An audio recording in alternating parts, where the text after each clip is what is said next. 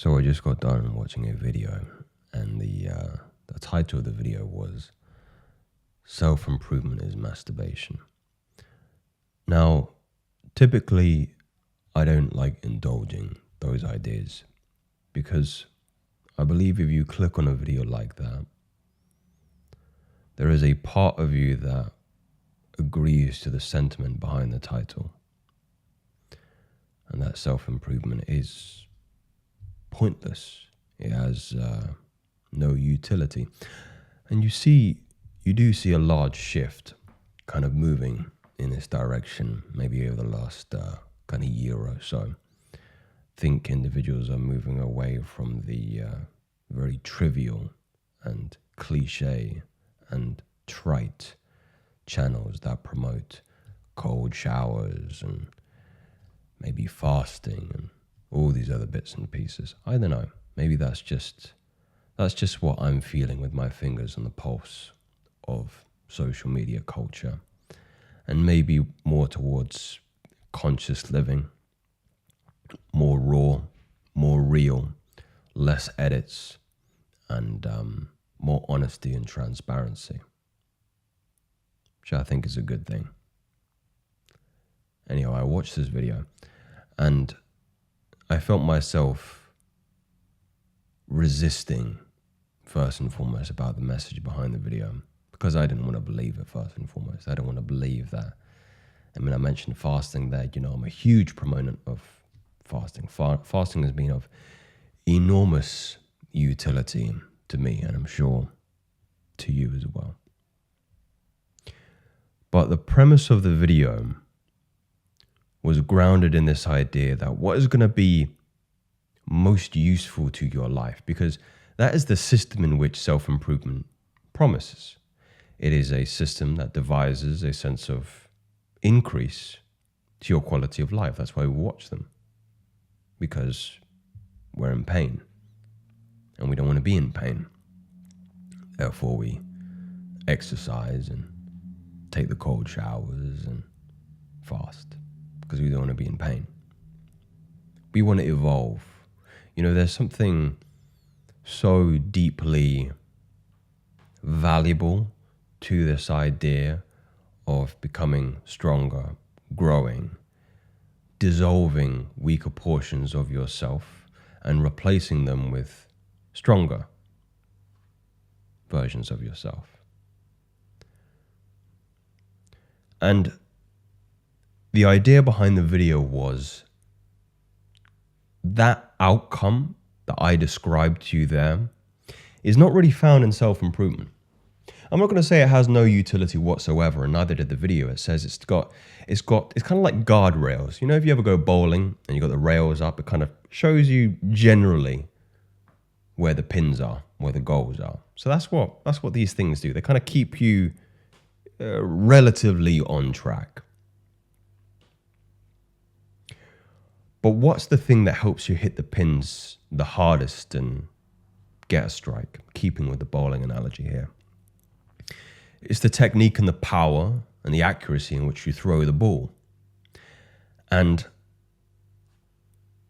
the analogy or the simile for that is actually found in living life fairly dangerously and not safely. Because in some ways, what you can do with self-improvement is you can make an argument, and I could see the argument that this individual was trying to make, is that it's kind of comfortable. Like if you've been exercising as long as I've been exercising, like I've been exercising plus 10 years now, weightlifting plus 10 years.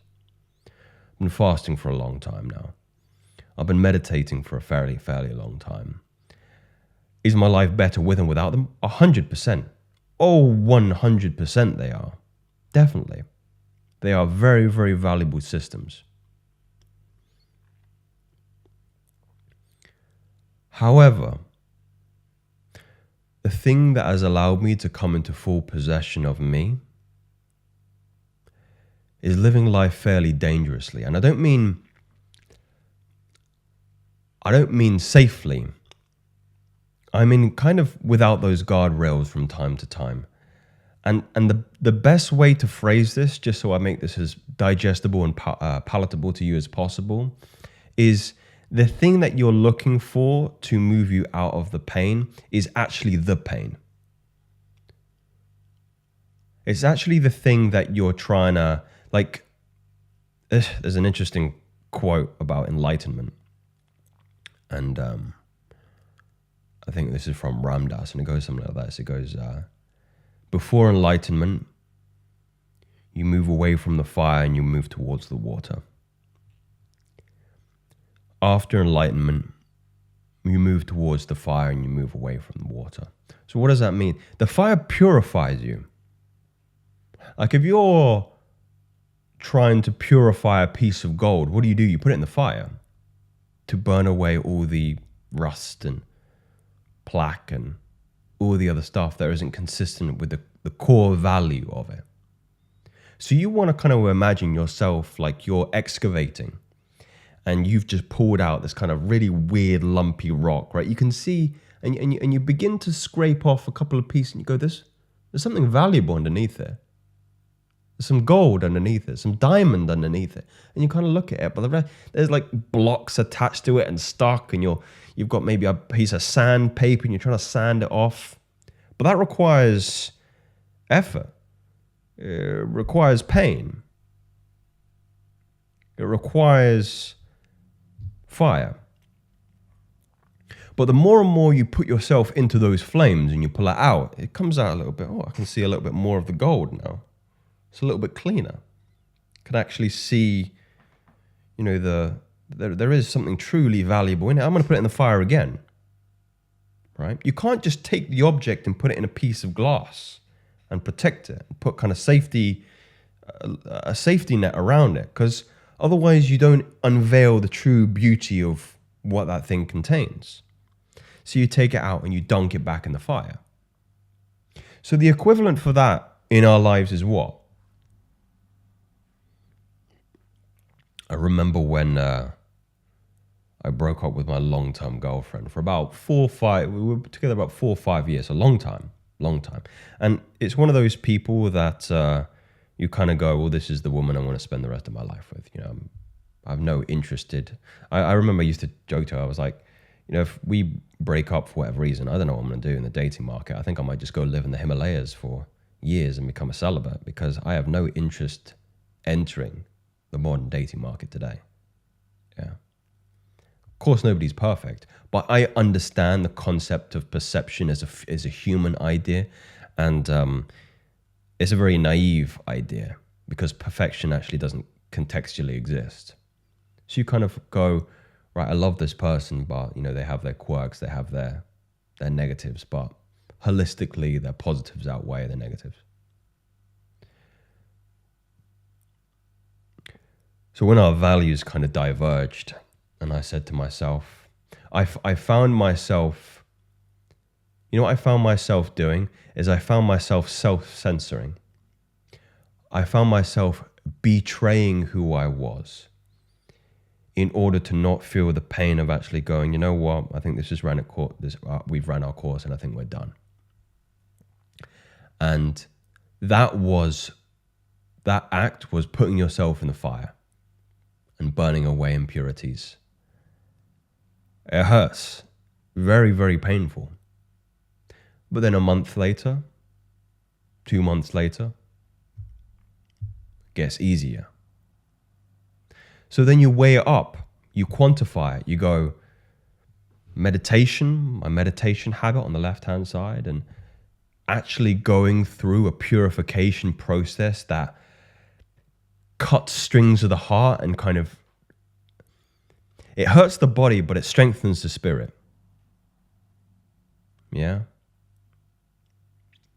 It hurts the mind, but the soul, it's food for it. Because you can't take this with you. But you're only here for soul evolution. And what is food for soul evolution? It's purification. Now, I have to clarify, because again, when I mean live life dangerously, I mean do things that you don't have a clear outcome for, but with the intention that the outcome is going to be good. Because that's the scary part. So you actually kind of have to leverage fear here. Like fear, going into fear with the intention that the unknown is going to bring you something promising is going to be it's going to be the rock in which you build your church. Going into fear. I like to imagine it's kind of like if you're flying a plane and you got the autopilot on the plane. It's kind of like turning the autopilot off and kind of flying without any GPS. You're going to go, shit, I don't know where I'm going. I have no idea where I'm going. Yeah. Don't know if there's land below me or there's ocean. Don't know if I'm going in the right direction. So you start to panic. You start to, don't know where I'm going. You kind of need to go into those uncharted waters, but with faith. And this is why I believe a spiritual dimension to a masculine man is. I mean, you can't have a conversation, in my personal opinion, about masculinity in a void of spirituality. Because then you become self-serving. And if you become self-serving, then you become self-gratifying. And you become pleasure. You become a goblin, not a man. Are you a goblin? Or are you a man? And men, masculine men, prostrate themselves towards a deity, towards God. Doesn't matter what the skin of God manifests itself in. It could be Krishna, Vishnu, Shiva, Christ. Doesn't matter. But we all know what we're talking about. It's easier for humans to conceptualize, because the thing you have to recognize is most of our mind and our emotions are influenced by senses. Yeah. And it's very difficult to pray to and meditate to God if you don't conceptualize him, typically through a visual sense. And that is the skin in which your religion is. That's why people become dogmatic. But you are more than your five senses. Your spirit, you don't end at your fingertips.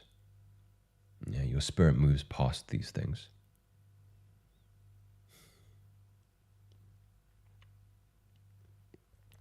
What do you fear?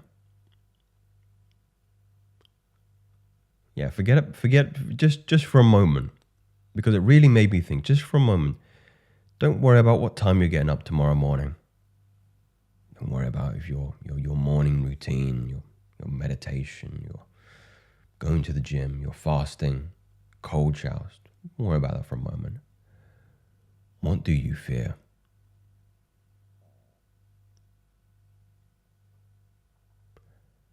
Is the morning routine is it a guise? Is it a smoke screen to get away from what you really should be doing? When's the last time you spoke to your mother or your father? You've been avoiding that conversation.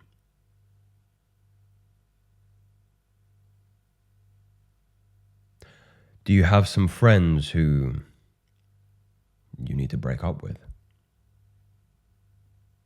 It's a really interesting question.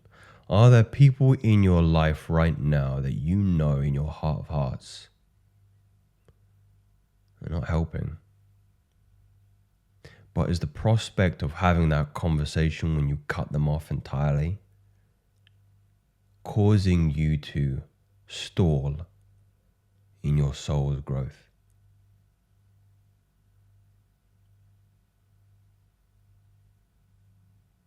And there's something to meditate on. No theories. Facts.